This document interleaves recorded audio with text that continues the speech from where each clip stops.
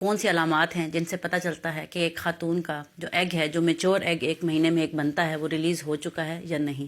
تو egg release ہونے گئے یعنی کہ اوویلیشن کے کیا سائنز ہوتے ہیں، اس بارے میں ہم آج جانیں گے. اور میں آپ کو 7 سائنز بتاؤں گی، اور اس کے علاوہ کون سے ٹیسٹ ہیں جو ہمیں کروانے چاہیے اوویلیشن یعنی کہ یہ چیک کرنے کے لیے کہ ہیلدی فیمیل کو جو میچور ایگ، ہیلدی جو ایگ ہے وہ ریلیز ہو رہا ہے یا نہیں. یاد رکھیے ایک خاتون کو ایک مہینے میں صرف ایک انڈا جو ہے، ایک ایگ ہے جو وہ تیار ہوتا ہے، اور اس کے تیار ہونے کے کچھ خاص دن ہوتے ہیں. اس لیے ہم کہتے ہیں پیریڈس کی جو ڈائری ہم مینٹین کرتے ہیں اس کے سینٹر والے دن. تو ضروری ہے سب سے پہلے یہ جاننے کے لیے کہ آپ کا خاتون کا کب ایگ ریلیز ہوا ہے، اس کو اپنے مینسٹرل ڈائری مینٹین کرنی چاہیے. مینسٹرل ڈائری سے کیا مراد ہے؟ جیسے کہ ہمارے پاس ایک کیلنڈر ہے، تو کیلنڈر پہ آپ ڈیٹ نوٹ کریں گی کہ کس ڈیٹ کو آپ کے پیریڈ سٹارٹ ہوئے اور کس ڈیٹ کو اینڈ ہوئے. فرض کریں ایک خاتون کو 1 سپٹمبر کو پیریڈ سٹارٹ ہوئے اور نیکسٹ جو پیریڈ آئے ہیں وہ 1 اکتوبر کو آئے ہیں، تو اس کا 30 ڈیز کا سائیکل بنتا ہے. اسی طرح اگر کسی کو 1 سپٹمبر کو پیریڈ سٹارٹ ہوئے ہیں اور نیکسٹ جو پیریڈ ہیں وہ 28 سپٹمبر کو آ گئے ہیں، تو ہم اسے کہیں گے کہ یہ 28 ڈیز کا سائیکل ہے.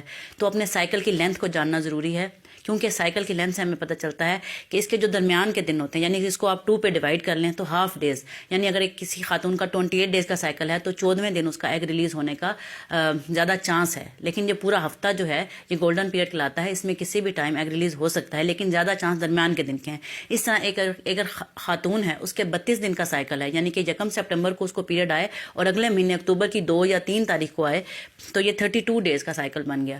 تو اب جو اس کا ہاف جو بنتا ہے وہ 15-16 ڈے بنتا ہے، تو وہ اس کا اوویلیشن کے ڈیز اپروکسیمیٹ ہوں گے، لیکن یہ 2 دن پہلے اور 2 دن بعد میں بھی ہو سکتا ہے.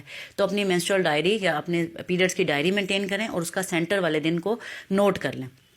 پہلا سائن. دوسرا سائن یہ ہے کہ خاتون کو جب بھی ایگ ریلیز ہوتا ہے تو اس کا ٹیمپریچر، باڈی کا ٹیمپریچر بڑھ جاتا ہے، حرارت یعنی کہ جسم میں پیدا ہوتی ہے، اور اس کو آپ تھرمامیٹر سے مانیٹر کر سکتے ہیں. سمپل تھرمامیٹر جس پہ آپ نارمل ٹیمپریچر اپنا میئر کرتے ہیں، زبان کے نیچے تھرمامیٹر رکھ کر یا بغل میں رکھ کر اس کو اگر آپ چیک کریں گے، تو اگر آپ نے رات کو چیک کیا ہے تو وہ 99.6 تھا، تو اگر 98.6 جو نارمل ٹیمپریچر ہوتا ہے وہ رات کو آپ نے چیک کیا 98.6 تھا، صبح آپ نے اگر چیک کیا تو وہ 99.6 پہ چلا جائے گا، یعنی 1 ڈگری سینٹی گریڈ یا 0.5 degree centigrade temperature rise ہو سکتا ہے. اس کے بعد تیسرا سائن کیا ہے؟ پہلا آپ کی ڈائری مینٹین ہو گئی، دوسرے نمبر پہ آپ نے ٹیمپریچر چیک کر لیا.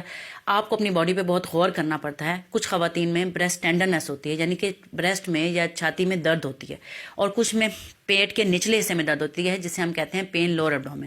پین لور ایبڈومن جن خواتین کو ہوتا ہے وہ کیوں ہوتا ہے؟ جب ایگ اپنے اس کا جو خول ہوتا ہے اس میں سے جب نکلتا ہے تو اس میں براؤنش ڈسچارج بھی آ سکتا ہے اور پین لور ایبڈومن بھی ہو سکتی ہے. اس سے ہم کہتے ہیں مٹل شمرز، یعنی پین وہ جس کی وجہ سے ایگ ریلیز ہوا.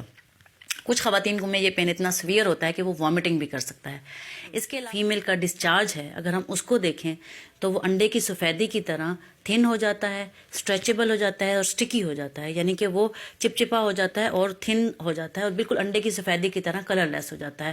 تو اگر آپ غور کریں تو اس دن جس دن آپ کی اوویلیشن ہوتی ہے اس دن یہ ڈسچارج زیادہ آپ کو کلیئر نظر آتا ہے، کلیئر کلر میں، اور سٹکی نظر آتا ہے اور اسٹریچیبل نظر آتا ہے. عام دنوں میں اس طرح کا ڈسچارج نہیں ہوتا.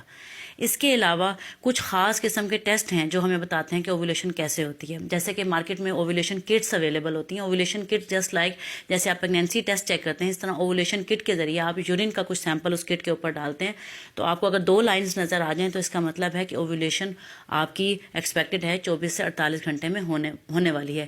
اس کٹ کا نام LH کٹ بھی ہے یا اوویلیشن کٹ کے نام سے بھی جانی جاتی ہے. اس کے علاوہ اگر آپ کے پاس میں کوئی گائنوکالوجسٹ اویلیبل ہیں تو آپ اپنی گائنوکالوجسٹ سے اپنا الٹرا ساؤنڈ کرواتے ہیں. اس کے اوپر ایک درمیان کے دنوں میں ایک بہت بڑا ڈومیننٹ فولیکل نظر آتا ہے جو کہ 20 mm سائز کا ہوتا ہے.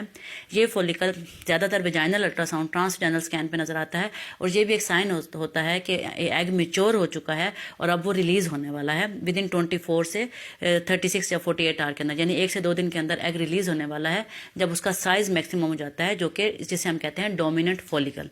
امید ہے آج کی میری اس ڈیٹیل ویڈیو میں آپ کو پتہ چل گیا ہوگا کہ اوویلیشن کے کیا سائن ہیں، اور اگر آپ مزید جاننا چاہتے ہیں اس کے بارے میں تو آپ اپنی ڈاکٹر سے ضرور مشورہ کریں اور اس سے جو ہے کنسلٹ کریں فار فردر انویسٹیگیشن کے کون کون سے ٹیسٹ ہونے چاہیے. تھینک یو سو مچ. اللہ حافظ.